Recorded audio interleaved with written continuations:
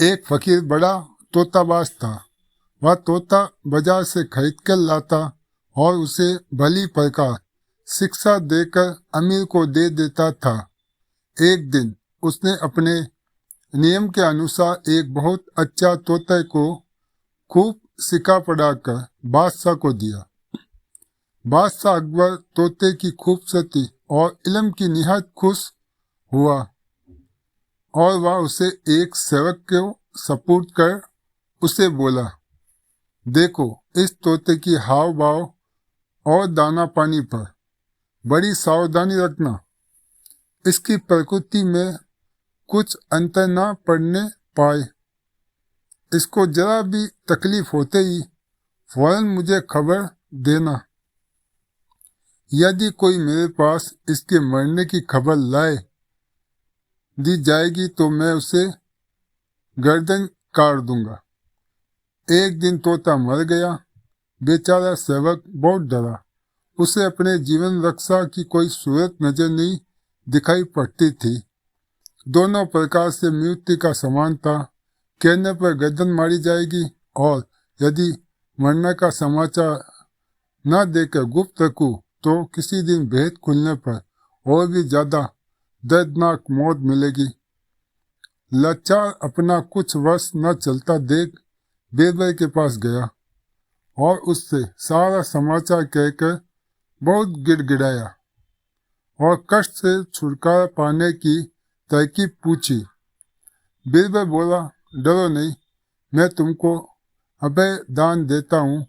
इधर नौकर को बिठाकर वह तुरंत बादशाह अकबर के पास जा पहुंचा और बड़ी घबराहट के साथ बोला, अपना तोता। उसकी घबराहट देख अकबर बोल उठा, क्या वह मर गया?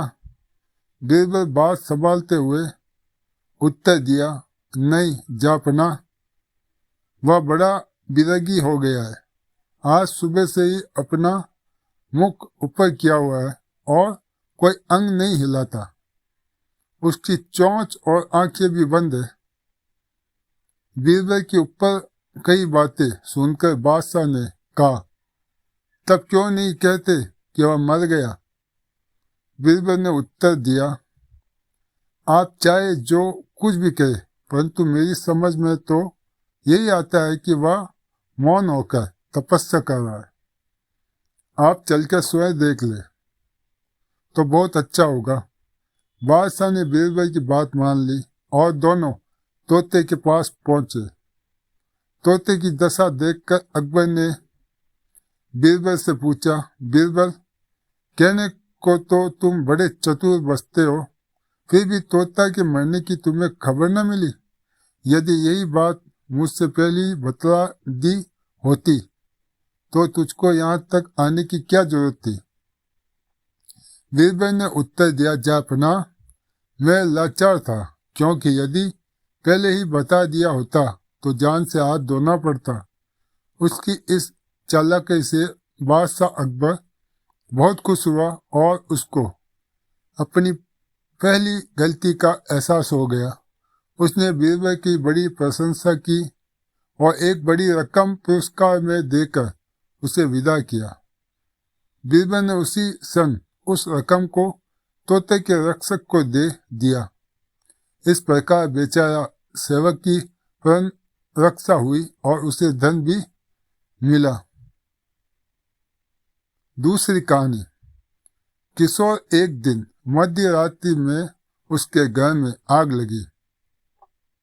कंजूस उस आग को बुझाने की कोई तरकीब न देखकर कुछ साधारण वस्त्र को लेकर घर से बाहर निकल आया।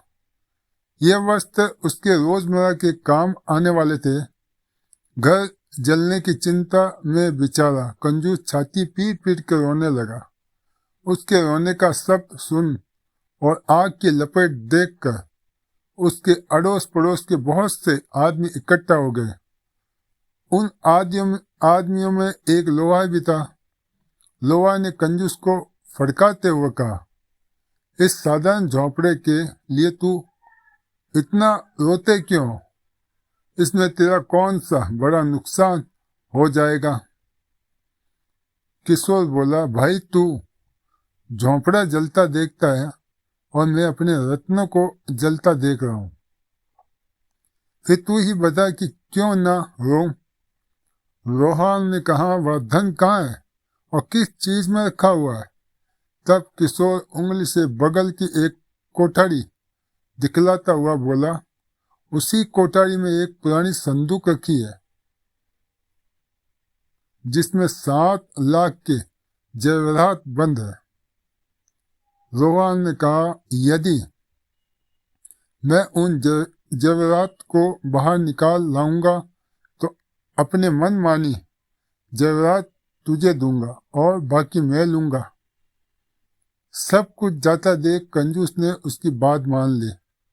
लोहा अग्नि से बचने की तरकीब जानता था, इसलिए उसे जलती हुई आग में सांस कर कूद पड़ा और कोठरी में पहुंचकर उस संदूक को बाहर निकाल लाया।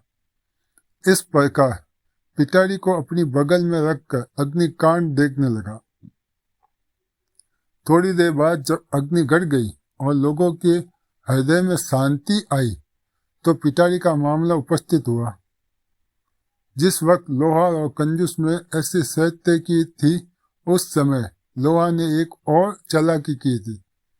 उस जगह 2 मनुष्य को अपना गवाह बना लिया था। गवाह के सामने ही वह पिटारी खोल ली गई। पिटारी खुलते ही जेवरात की चमक बाहर तक फैल गई। जैसे धन देखकर लोहार का लालच हुआ, उस अमूल्य रत्नों की ढेरी को देखकर उसका मन फिर गया। उसने पिटारी का सारा धन तो आप ले लिया और उस खाली पिटारी बेचारे कंजूस के हवाले कर दिया। कंजूस लोहा की लालच देखकर बहुत चकरा गया और गिड़गिड़ाया। उससे कहने लगा, भाई आधा धन मुझे दो और बाकी आधा आप ले लो। लोहार हट कर बोला, क्या पहले तेरे मेरे बीच ऐसी शर्त पक्की नहीं हुई थी कि मैं तुझे अपनी मनमानी दूंगा? दोनों में वाद विवाद होते होते संपूर्ण रात्रि हो गई और सूर्योदय का समय आया। किशोर ने आधे रत्न को पाने के लिए बहुत प्रयास किया, परंतु लोहार उसकी एक भी सुनने को तैयार नहीं था। किशोर ने लालच होकर बादशाह अकबर के पास अर्जी गुजारी, मामला दिया। पेचीदा देख के बादशाह ने बीरबल को बुलाया और उनका सारा हाल सुनाकर उसे न्याय करने की आज्ञा दी। बादशाह की आज्ञा पर बीरबल ने उन दोनों से अलग अलग बयान लिया और उन बयानों को 2 कागज पर लिखकर उस पर उनके हस्ताक्षर कराए। फिर उन दोनों से बारी बारी कहलवाया कि उनका कहना बिल्कुल सत्य है और उन्हें मान्य है। तब बीरबल ने पहल लोहार से पूछा, तुमको इसमें से क्या लेना मंजूर है?